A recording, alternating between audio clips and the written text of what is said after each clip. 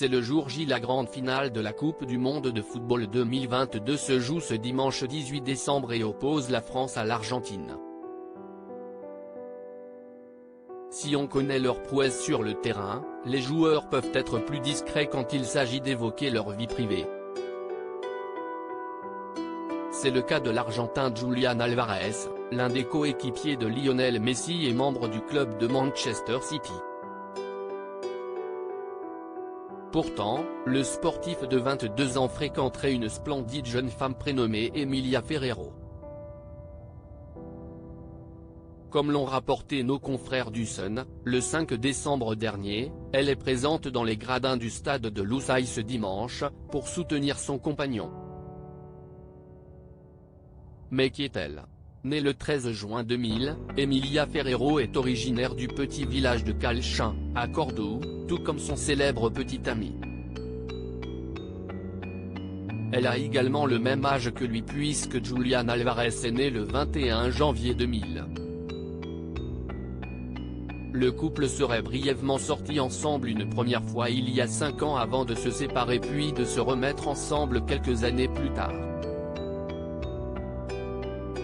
Ce n'est qu'au moment du transfert de Julián Álvarez à Manchester City que les deux tourtereaux ont officialisé leur relation. Assez discrète, l'Argentine préfère éviter les projecteurs. En dehors de ses récentes apparitions dans les stades du Qatar pour soutenir son petit ami et son pays, Emilia ne fait que de très rares apparitions publiques. Coupe du monde 2022, les proches des Bleus présents dans les gradins soutiennent Emilia Ferreiro, aussi sportive que son petit ami Julián Álvarez. Si elle est connue pour être la petite amie de Julián Álvarez, Emilia Ferreiro est aussi une sportive de haut niveau. Après des études d'éducation physique, elle enseigne désormais cette matière. Elle joue également au hockey sur gazon, mais on ne connaît pas son niveau, ont révélé nos confrères. C'est une discipline qu'elle pratique néanmoins depuis l'adolescence. Elle fait plus généralement du sport depuis son plus jeune âge.